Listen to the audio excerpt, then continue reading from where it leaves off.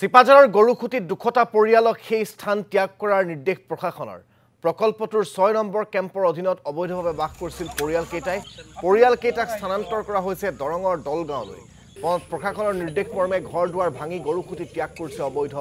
দখলকাৰীয়ে আমি আপোনালোকক সেই স্থানৰ পৰা পোনপটীয়াকৈ দেখুৱাম সাংবাদিক মনোজ আলীৰ জৰিয়তে গৰুখুটি প্ৰকল্পৰ ৬ নম্বৰ কেম্পৰ অধীনত থকা যিসমূহ অবৈধভাৱে বসতি কৰা লোকসকলক ইতিমধ্যে স্থানান্তৰ কৰা প্ৰক্ৰিয়া আৰম্ভ হৈছে আৰু পুৱাৰে পৰা যিহেতু ২২০টাকৈ অধিক পৰিয়ালক ইতিমধ্যে নিৰ্দেশনা দিছিল দৰং জিলা প্ৰশাসনে আৰু সেই প্ৰশাসনৰ এনে নিৰ্দেশৰ পিছতে এনেধৰণে যিসমূহ ইয়াত বসতি কৰা লোক ইয়াৰ পৰা স্থানান্তৰ কৰাৰ ব্যৱস্থা কৰিছে আৰু তেওঁলোকে নিজৰ ঘৰ দুৱাৰ ভাঙি যি গন্তব্য স্থানলৈ যাবলৈ ইতিমধ্যে তেওঁলোকে ব্যৱস্থা কৰিছে মই দেখুৱাইছোঁ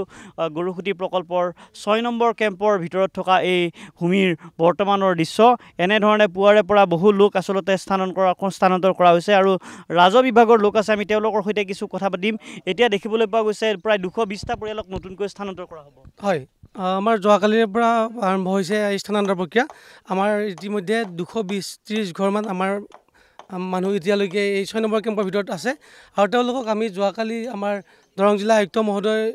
নিৰ্দেশ মৰ্মে তেওঁ নিজে উপস্থিত আছিলে আৰু আমাৰ যিটো সম জিলা আয়ুক্ত বাইদেউ তেখেতো আহি নিজে উপস্থিত হৈছে আমাৰ ৰাজচক্ৰ বিষয়া বাইদেউ উপস্থিত হৈ তেওঁলোকক নিৰ্দেশনা দিয়া হৈছে যে তেওঁলোকক আৰু তেওঁলোকে আমাৰ প্ৰশাসনৰ প্ৰতি সঁহাৰি জনাই স্থানান্তৰৰ কাৰণে তেওঁলোকে নিজে ঘৰ দুৱাৰ খুলিবলৈ যোৱাকালিৰ পৰা আৰম্ভ কৰিছে ইতিমধ্যে আমাৰ যোৱাকালি ৬ ঘৰ মানুহ আমি পঠিওৱা হৈছে আৰু তেওঁলোকে তাতে ধুনীয়াকৈ সুচাৰুৰূপে এতিয়া মাটিও পাইছে আৰু তেওঁলোকে তাৰ পৰা জনাইছে যে আৰু বাকীসকল যাব লাগে আৰু আমাৰ প্ৰশাসনৰ প্ৰতি সহায় জনাই তেওঁলোকে মানে ঘৰ দুৱাৰ খুলিবলৈ আৰম্ভ কৰিছে এতিয়া আমি জানিব পাৰিছোঁ যিকেইটা পৰিয়াল ইয়াৰ পৰা স্থানান্তৰ কৰা হৈছে তেওঁলোকক আচলতে নিৰ্দিষ্ট ভূমি তেওঁলোকে নোপোৱাৰ অভিযোগ কৰিছে নাই একচুৱেলি আমাৰ যোৱাবাৰ কিছু বিসংগতি দেখা দিছিল যদিও এইবাৰ আমাৰ কোনো ধৰণৰ বিসংগতি দেখা দিয়া নাই আমাৰ দৰং জিলা আয়ুক্ত মহোদয়ৰ নিৰ্দেশমৰ্মে আমাৰ পূব মঙলদৈ ৰাজচক্ৰ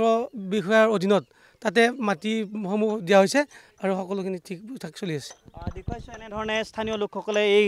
যি গৰুখুটি প্ৰকল্পৰ কৃষি প্ৰকল্পৰ ভিতৰত থকা এইসমূহ মাটি যিয়ে আচলতে অধিগ্ৰহণ কৰিছিল তেখেতসকলক ইয়াৰ পৰা যাবলৈ নিৰ্দেশ প্ৰদান কৰা হৈছিল আৰু তেওঁলোকে ইয়াৰ পৰা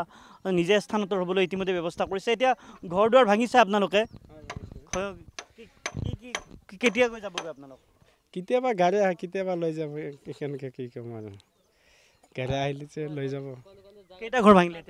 এতিয়া দুটা ভাঙা হৈছে দুটা ভাঙিলে ভাঙিছে দুটা টিনপাত সকলো ভাঙিছে চব খুলি ভাঙি লৈ এতিয়া থুপৰি মাৰি থৈ দিছোঁ এতিয়া গাড়ী আহে কেতিয়াবা আহি লৈ যাব প্ৰশাসনে মাটি ঠিক কৰি দিয়া বুলি কৈছে দলগাঁৱত আপোনালোকৰ দিয়া নাই মাটি এতিয়ালৈকে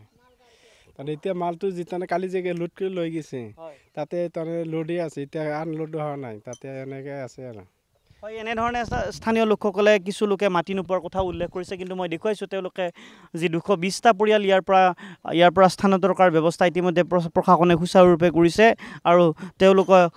প্ৰশাসনে ট্ৰেক্টৰৰ ব্যৱস্থা কৰি দিছে আৰু সেই ট্ৰেক্টৰতেই তেওঁলোকৰ এই এনেধৰণৰ যিসমূহ আচলতে ভাঙন সামগ্ৰী এই ভাঙন সামগ্ৰীসমূহ ইয়াৰ পৰা তেওঁলোকে নিবলৈ ইতিমধ্যে বাধ্য হৈছে আৰু এয়া দৰং জিলাৰ গৰুখুটি প্ৰকল্পৰ ৬ নম্বৰ কেম্প মনোজ আলী আপোনাক এই মুহূৰ্তত ধন্যবাদ জ্ঞাপন কৰিছোঁ